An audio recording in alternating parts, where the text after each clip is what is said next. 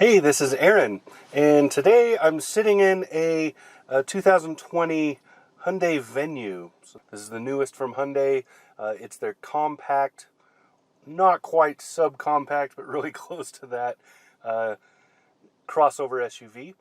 If you were to compare this to other vehicles on the market, you'd be looking at, say, the Kia Soul, the Honda CH, or let's see, Honda CR tiniest, the one that's smaller than the CRV, and then also the like the Toyota CHR, vehicles like that. So this is a very compact car. It's really big on the inside for how small it is. It kind of has a Hyundai uses the term bulldog design, which is a pretty apt term to explain what it looks like. So you're seeing, it's a shorter hood, square body shape, very compact, and kind of muscular looking. A few things to note though. This is labeled as a crossover. It's called a crossover, etc., etc. There is no all-wheel drive option for this. This is a front-wheel drive only.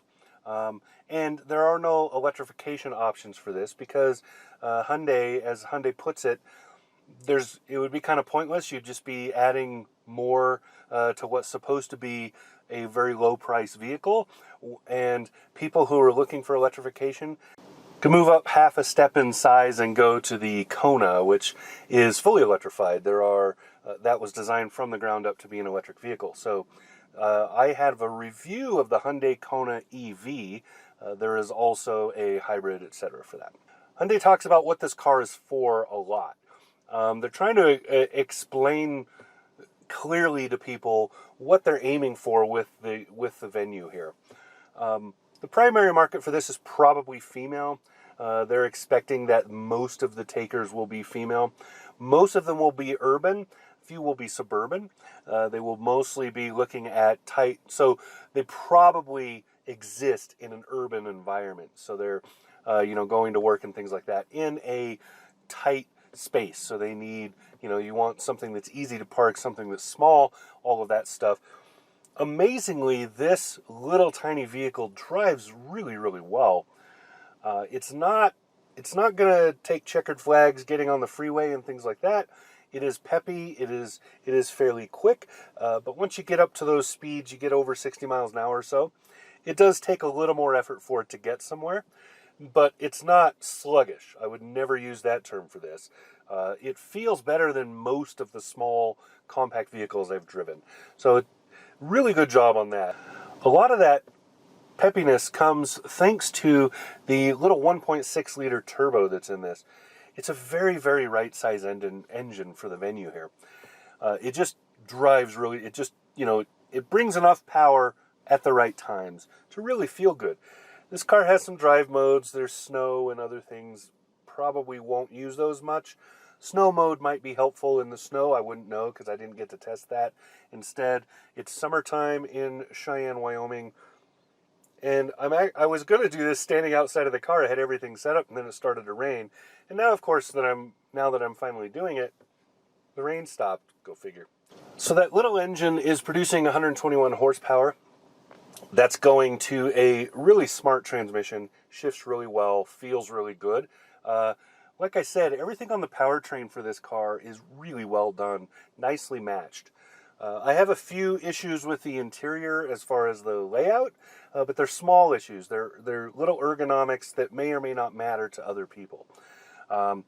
Most of those have to do with like the climate controls. I don't like the way the knobs and buttons are set up. It annoys me. I wish that they were a little more, intuitive, I guess. I have to look to run them, and I shouldn't have to do that once I've used them the first couple times. The infotainment is really good in this vehicle. Sometimes clunky, but that's only if you're really deep dive digging. If you're just doing the regular everyday things, pretty straightforward, pretty great. I like the fuel economy in this. Fuel economy in this is really good. It's rated at 34 miles to gallon on the highway, and I have averaged 32.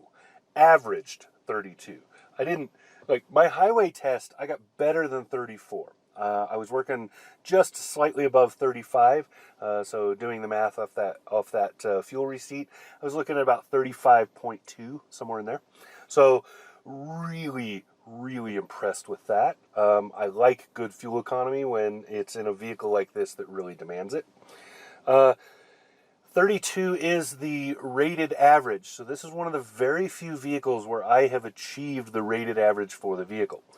Part of that is because a good portion of my total driving in this vehicle, about 150 miles out of almost 300 miles, was highway. So normally I do not have that 50-50 mix. This time I did. That's a big part of the reason. I like that for the price you're getting a lot in this vehicle. Very large cargo area. Did a Sam's Club run in this, so very large cargo area. Good sized back seat. 3 across is a little tight, even with kids, but it's doable. And 2 back there is great. Tall people, plenty of headroom. You can see I'm 6'3", and you can see I've got a lot of room. And this has the sunroof, so it's actually even shorter. I've got a lot of headroom in this vehicle. Fully loaded like this one, looking at just over 23. It's $23,405 delivered. This is the SEL package, so there are lower packages than this. This package starts at $19,250 and then has a couple of pretty hefty add-ons. The premium package was nice because I was in a parking lot and couldn't find the car, and there's a button on the key fob with that comes with that premium package that honks the horn on the car when you hold it down. that ended up being really useful because I just couldn't find it.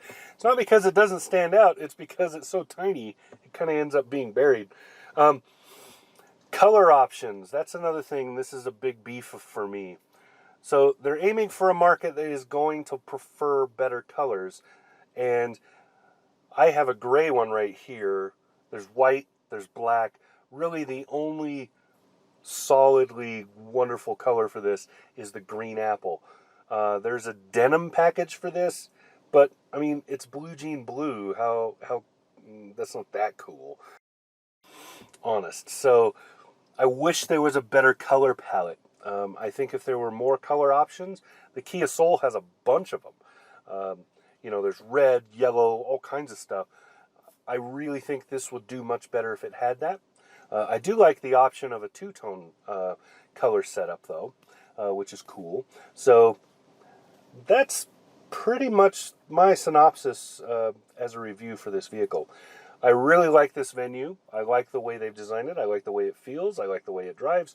And I think it's a really good hit for the market.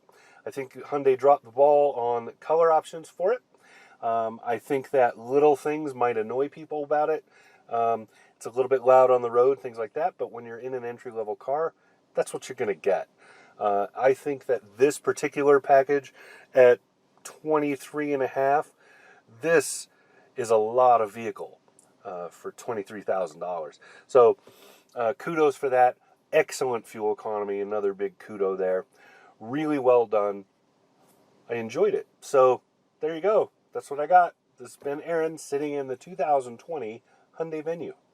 Talk to you again soon.